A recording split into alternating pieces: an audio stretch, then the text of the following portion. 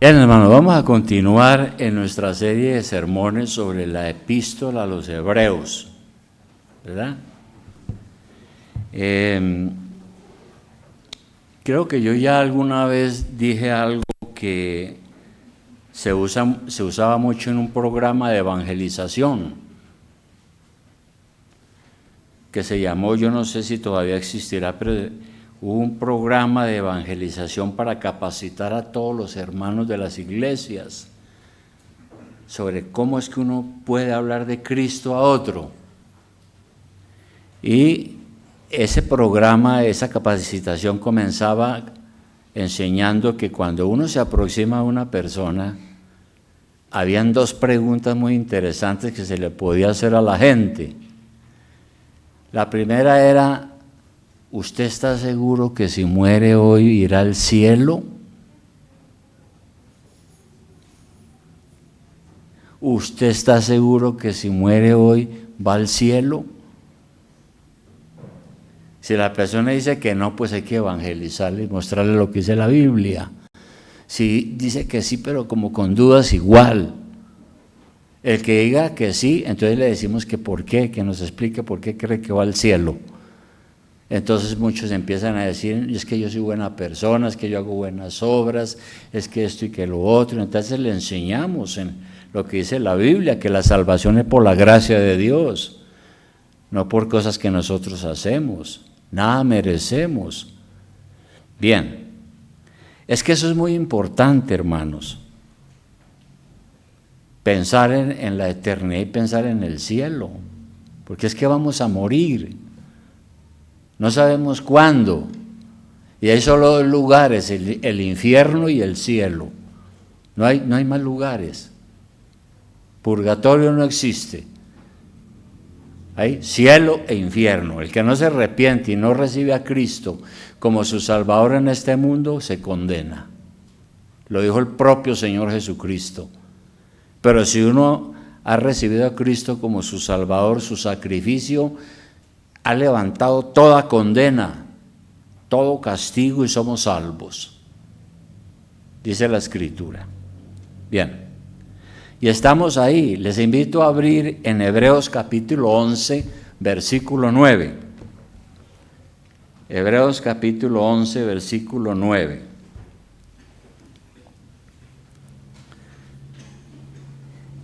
Ya habíamos comenzado, porque aquí en el capítulo 11 el autor habla de los grandes héroes de la fe, los héroes de la fe. Y él inició con Abel, va con Enoc, con Noé, y llegó con Abraham. Y estamos en Abraham. Y el domingo pasado hablamos algunas cosas de él y vamos a continuar, porque es largo el pasaje. Pero recordemos algo. Cuando Dios quiso salvar al hombre, a la humanidad que estaba en toda la perversión, resolvió escoger un hombre que se llamaba Abraham. ¿Dónde estaba él? Por allá en una tierra sin Dios. No conocía nada de Dios. Dios hubiera podido escoger a otro, un chino, o un japonés, o un hindú. No, él quiso fue ese. ¿Por qué? Yo no sé. Dios es soberano. Él escoge a quien Él quiere.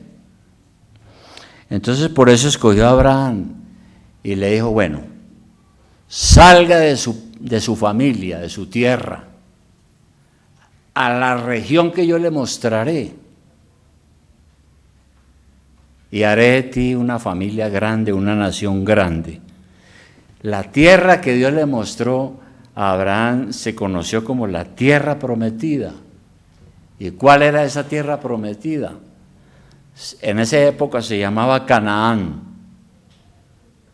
que está al oriente de lo que es ahora Israel. Todos esos pueblos que ahora son Irán, Irak, todas esas naciones. Entonces le dijo eso a Abraham: yo le voy a dar esa tierra.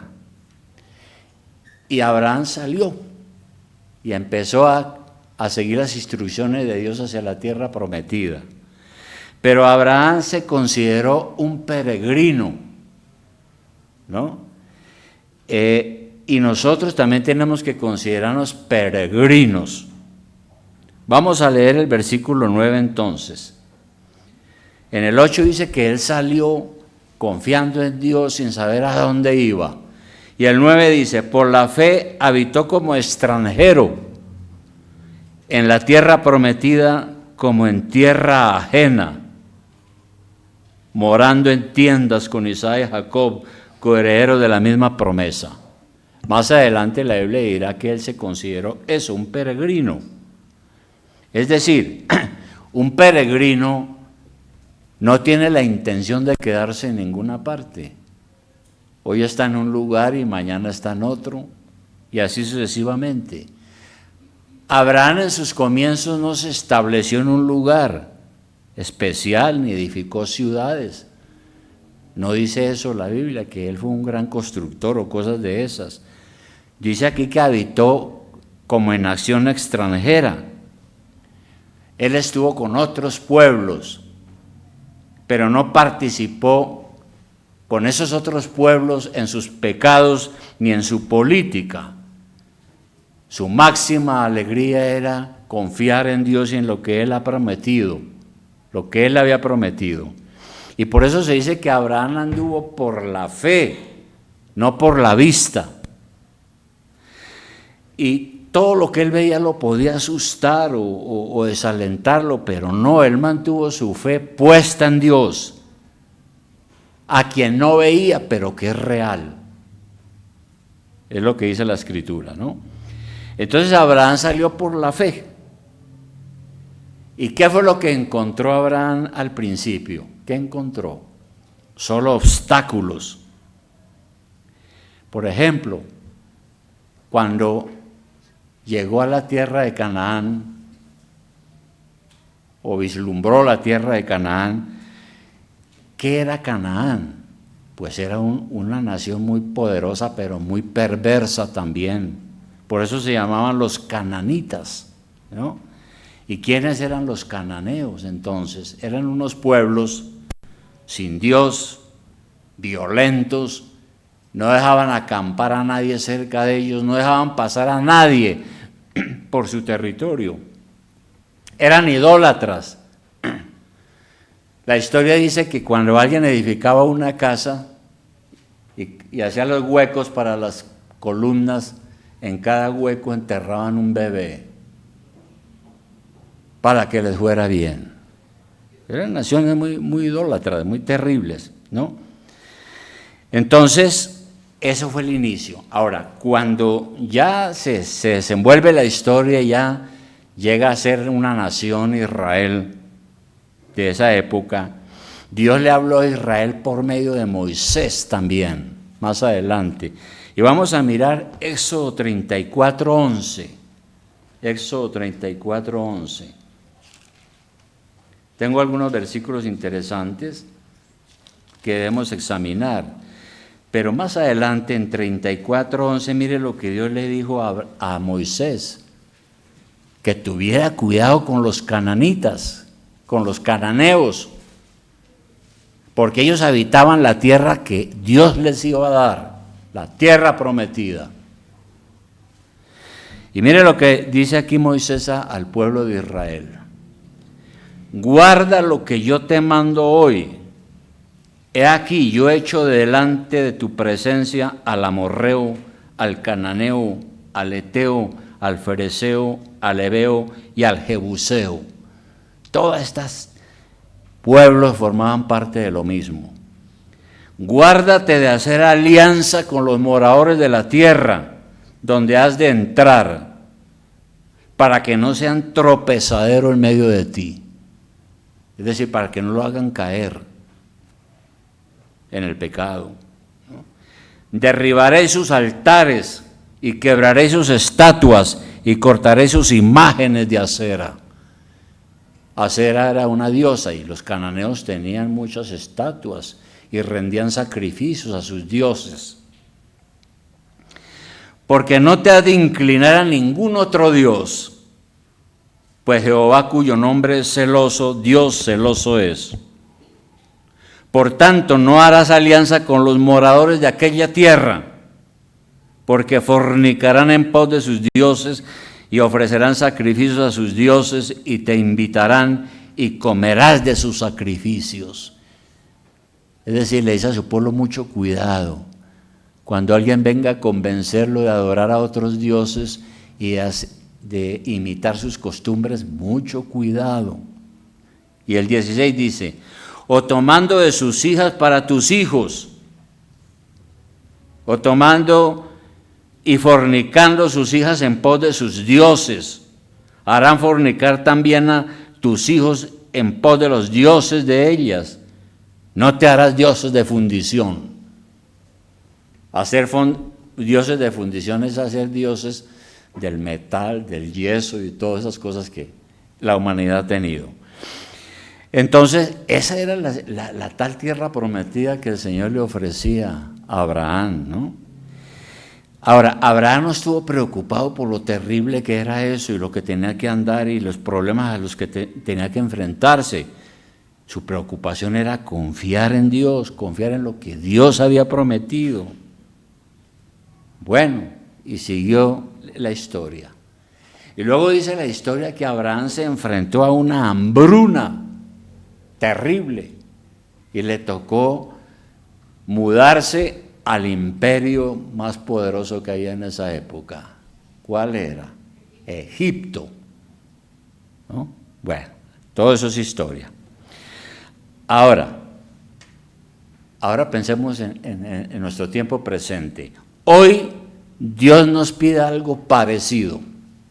Nosotros somos peregrinos también. Pero mire lo que dice Santiago 4:4. ¿Qué dice Santiago 4:4? Santiago 4:4.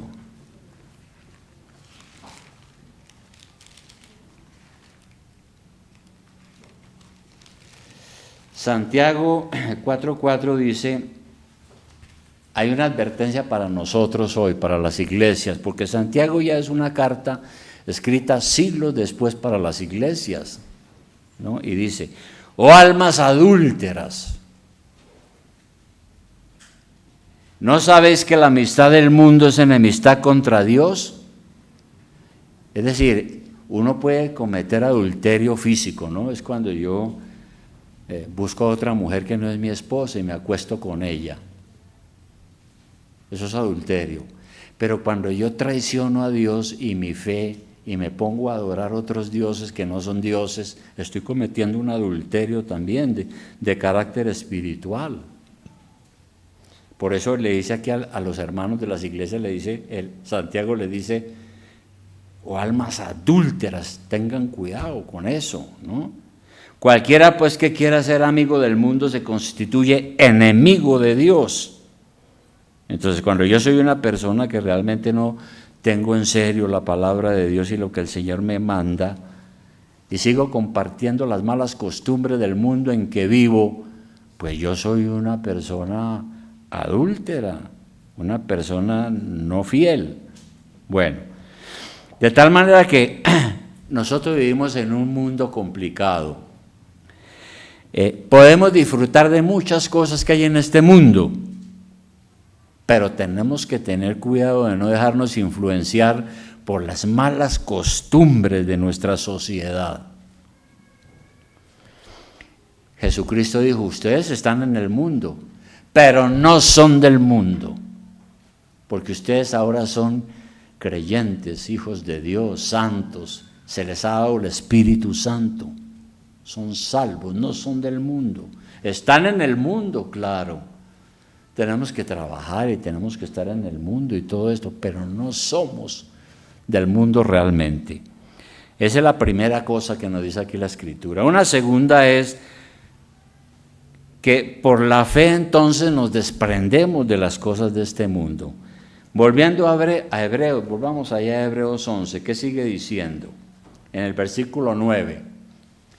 Por la fe habitó como extranjero en la tierra prometida, como en tierra ajena, morando en tiendas con Isaac y Jacob, coherederos de la misma promesa. ¿Por qué la Escritura habla de ese detalle? ¿No? Dice que Abraham vivió en carpas, como los nómadas del desierto. Fue un hombre que atravesó dificultades, fue sencillo, a pesar de que Dios le había prometido dar una tierra especial. Él vivió en carpas con su familia y con los demás. Él no se consideró dueño de nada. Él se consideró un extranjero y un peregrino en este mundo. Eso cada rato nosotros lo leemos en la Biblia. Habitó en carpas. Una carpa no tiene ninguna protección. No es como una casa de ladrillo donde es más difícil penetrar. Estaba rodeado de gente perversa, muy mala. Abraham era muy rico, dice la Biblia. Tenía ganados y cosas y familia grande y todo eso, ¿no? Pero eso no le llamó la atención a él. Él confió fue en Dios. Estaba contento con su estilo de vida. Para él era más importante tener una buena comunión con Dios y hacer la voluntad de Dios, ¿no? Y eso de vivir en carpas, pues es lo mismo, indica que él no tenía una morada fija. Cuando una persona vive en carpas como los gitanos, pues llega, en cualquier momento levanta la carpa y se va. No es estable, ¿no? No tiene un lugar permanente. Abraham era así, con su familia, y ahí habla de Isaac y Jacob, y sus hijos siguieron su ejemplo. Bueno, pensando en nosotros, la Biblia dice que si tenemos fe en Dios somos hijos de Abraham. Si somos como Él, temerosos de Dios y confiando en Dios, somos hijos de Abraham. Debemos seguir su ejemplo. Tenemos que considerarnos peregrinos en este mundo porque estamos de paso. Por tanto, tenemos que enfrentar todas las dificultades con valor. ¿Sabe por qué? Porque estamos por un tiempo corto aquí. Estamos por un tiempo corto. Estamos de paso. Lo importante no es lo que tenemos aquí, sino lo que tendremos, lo que Dios nos promete. Dios le dijo al pueblo, a Abraham, a él, el lugar a donde tú vas a ir, yo te voy a dar posesión, se llama Canaán. Y ahora Canaán ya no es terrenal, es celestial. Eso es Canaán para nosotros ahora. La Biblia nos habla, por ejemplo, de que nosotros ahora esperamos algo mucho mejor, ¿no?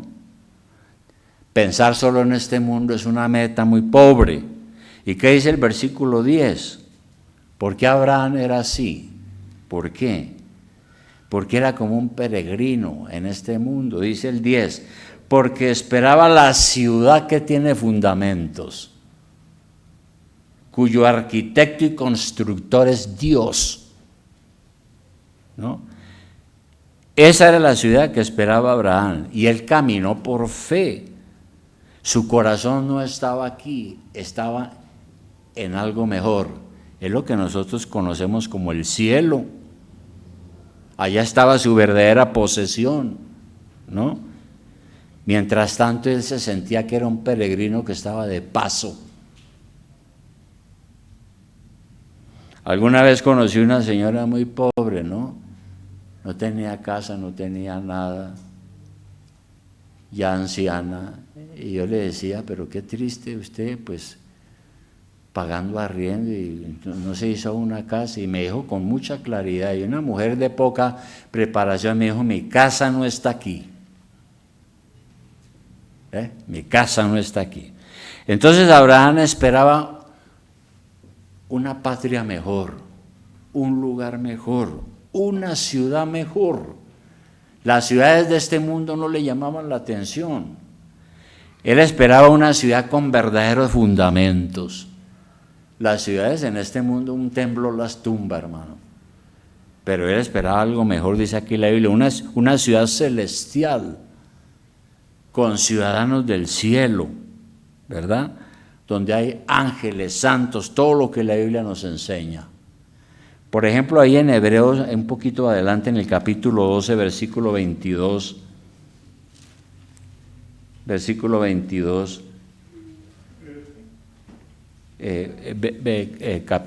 capítulo 12, versículo 22, él dice algo muy parecido a lo que estamos diciendo, ¿no?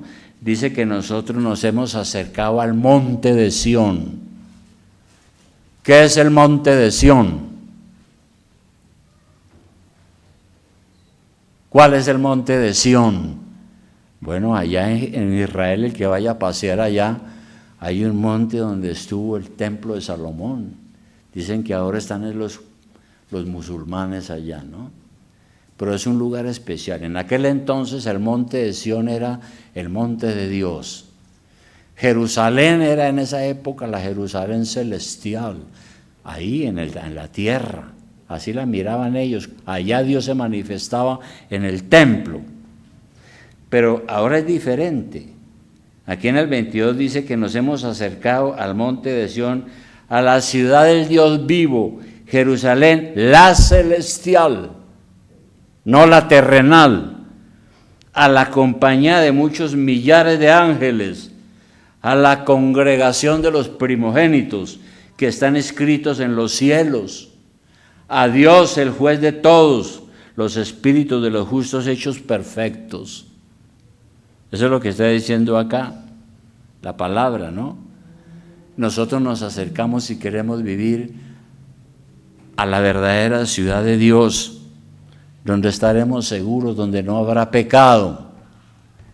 Debe ser algo impresionante eso, ¿no, hermanos? Un lugar donde no hay pecado, no existe. Uno no siente lo que siente en este mundo de perversión, ¿no? Y es una ciudad segura contra los ataques de Satanás y todos los problemas. Ya no habrá muerte, no habrá muerte. Por todo eso, entonces, la enseñanza aquí es que por la fe nosotros tenemos una esperanza segura, inconmovible, como la que tuvo Abraham. Resulta que en el Evangelio de Juan, en el capítulo 8, versículo 56, sin perder de vista ahí Hebreos, porque ya regresamos, pero en Juan 8, versículo 56, resulta que el Señor está predicando el Evangelio ante los judíos, y los judíos como siempre, ¿no?, acusándolo y haciéndole preguntas a ver si se equivocaba o qué error cometía para acusarlo. Entonces el Señor, aquí en Juan 8, versículo 55, Él le dice a los judíos lo siguiente: pero vosotros no le conocéis, o sea, ustedes no conocen al Padre, al Creador de todas las cosas. Mas yo le conozco, y si dijere que no le conozco, sería mentiroso como vosotros, pero le conozco y guardo su palabra. Y luego el Señor le dice: Abraham vuestro padre se gozó de que había de ver mi día, y lo vio y se gozó. ¿Eso qué quiere decir? Que Dios le reveló a Abraham la salvación que vendrían siglos después, y que Él enviaría a Cristo a salvarnos. Y por eso dice, mire, Abraham tuvo esa revelación y él se alegró, ¿no? Porque el Señor es eterno, Jesucristo, ¿no? Estaba desde antes de la creación del mundo. Y los judíos le dijeron: usted no tiene ni 50 años, ¿cómo nos viene a decir mentiras de que usted conoció a Abraham? ¿Verdad? Y Jesús les dijo: de cierto yo les digo, antes que Abraham yo soy. O sea, yo existía antes que Abraham. Y tomaron piedras para arrojárselas y él se escondió, etc. Entonces, Dios nos ha prometido algunas cosas para nosotros también hoy en el futuro. y debemos de tener esperanza y gozarnos en eso que la Biblia nos ha prometido, ¿no? Hay muchas cosas que Dios nos ha prometido, y no importa el sufrimiento y los problemas que tengamos, nada nos va a mover de ahí. Por eso el apóstol Pablo, en la segunda carta a los Corintios capítulo 4, segunda de Corintios capítulo 4, versículo 16, ¿él qué nos decía? Segunda de Corintios 4, 16, decía lo siguiente, decía: frente a los problemas que tenemos en este mundo, frente a los problemas, segunda de Corintios 4, 16, Pablo dijo lo siguiente: por tanto, no desmayamos, no nos desalentamos, no nos desmayamos ante los problemas de esta vida. Antes, aunque nuestro hombre exterior se va desgastando. ¿Cuál es el hombre exterior? Nuestro cuerpo humano. Todos los días se está desgastando, está envejeciendo. Él dice, el interior. ¿Cuál es el hombre interior? Nuestra alma, lo que somos en nuestra vida interior. El interior se va renovando de día en día. Entonces, estamos envejeciendo, pero estamos creciendo espiritualmente para encontrarnos con Dios. Y el 17 dice, porque esta leve tribulación momentánea, o sea, los problemas que tenemos en esta vida, produce en nosotros un cada vez más excelente y eterno peso de gloria. No mirando nosotros las cosas que se ven, sino las que no se ven. Pues las cosas que se ven son temporales, como las de este mundo, pero las que no se ven son eternas, dice el apóstol Pablo, ¿no? Entonces, todo eso, ¿para qué? Bueno, hermano, puede ser que en este mundo hay muchas cosas que nos atraen.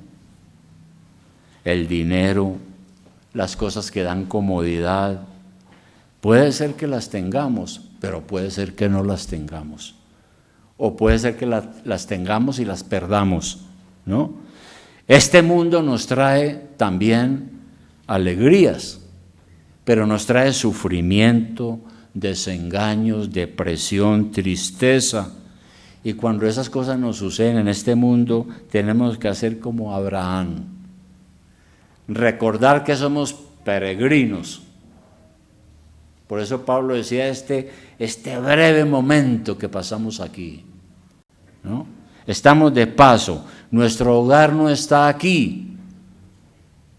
Somos verdaderos creyentes que tenemos esperanza, confiamos en lo que Dios ha dicho y seguridad también. El incrédulo, la persona que no tiene a Cristo y que no cree verdaderamente, cree que todo termina con la muerte.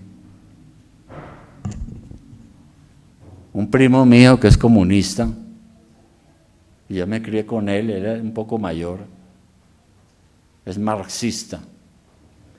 Ese primo, yo le decía, oiga, ¿y cuando uno se muere qué pasa? Yo tenía por ahí unos 16 años. Y él me decía, no pasa nada. ¿Cómo así? Me dijo, sí, se muere, como se muere un perro, como se muere cualquier animal y se acabó, decía él. Él decía lo que dicen hoy en día algunos científicos que son ateos, dicen que el ser humano es una máquina bioquímica, tiene un funcionamiento porque tiene un complejo sistema físico-químico, y cuando viene la muerte es porque deja de funcionar y no hay nada más después de esta vida. Su única esperanza para él es este mundo. No tiene esperanza y por eso se aferra a las cosas de este mundo. Pero, claro, nosotros no pensamos así, nosotros estamos en este mundo. Sabemos que tenemos que trabajar, edificar nuestra familia, contribuir al bienestar de este mundo, pero para nosotros hay algo superior. Yo estoy de paso, soy peregrino, somos diferentes, tenemos esperanza, ¿Qué dice Primera de Pedro 1:3? Primera de Pedro 1:3. Primera de Pedro 1:3. Pedro, el hombre que anduvo al lado de Jesús, un apóstol, él dijo: bendito el Dios y Padre de nuestro Señor Jesucristo,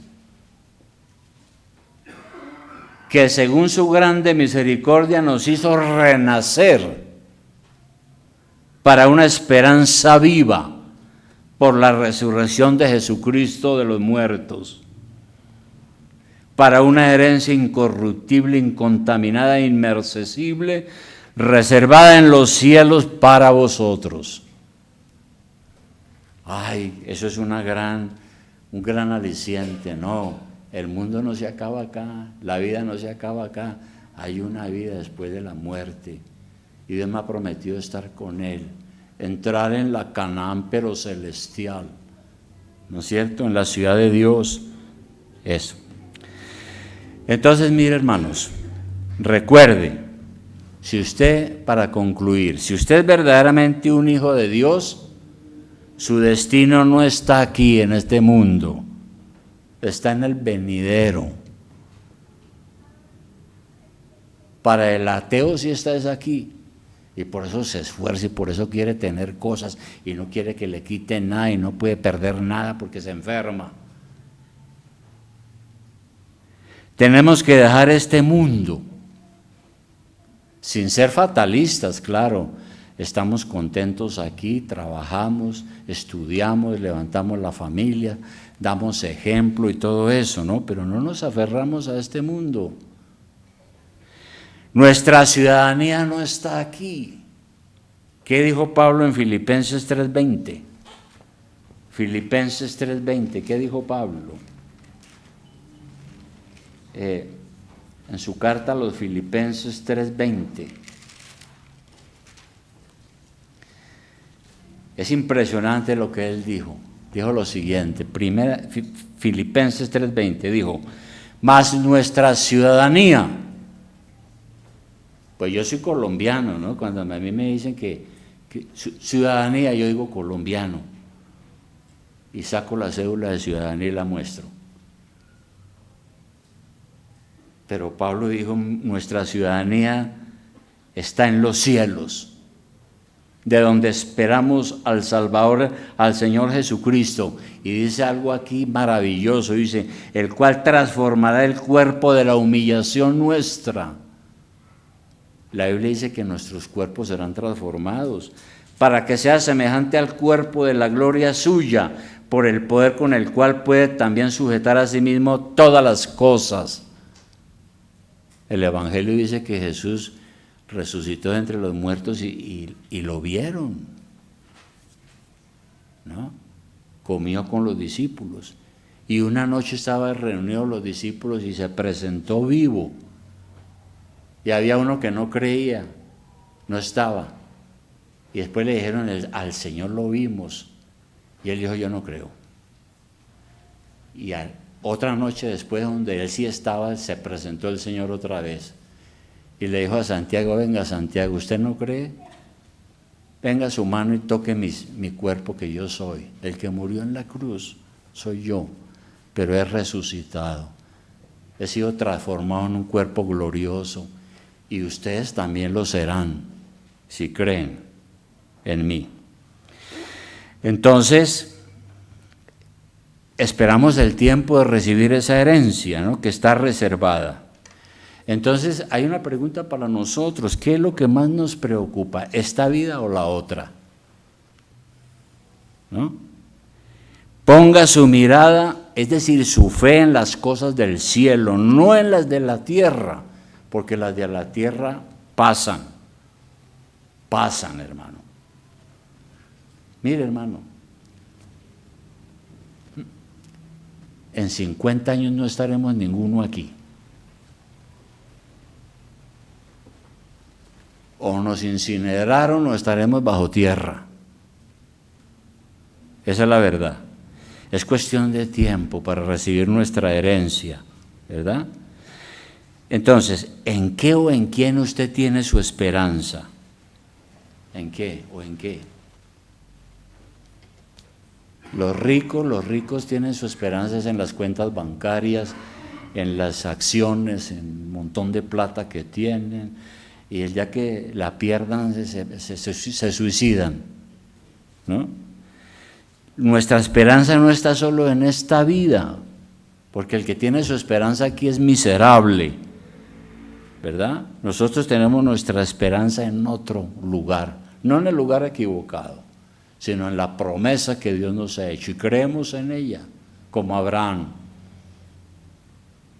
Dijo que salió sin saber para dónde iba y anduvo y tuvo problemas y tenía su mirada puesta en Dios, no en este mundo, porque él esperaba una ciudad superior.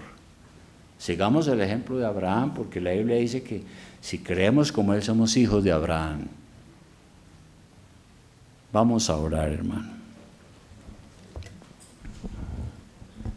¿Sí? Vamos a orar. Querido Padre Celestial, nosotros leemos aquí en la Biblia que tú escogiste a un hombre, Abraham, pecador como nosotros, y lo guiaste. De él hiciste una familia grande y luego un pueblo grande. Y en el Nuevo Testamento tu palabra dice que todos los que somos creyentes somos hijos de Abraham también. Somos el pueblo de Dios. Somos el nuevo Israel de Dios, el nuevo pueblo escogido, y tenemos grandes promesas. Marchamos hacia la Canaán celestial. Tenemos una ciudad mejor, no las ciudades de este mundo que se destruyen. Gracias, Padre Celestial, por darnos esa fe grande en ti. Gracias, Padre. En el nombre de Jesús oramos. Amén.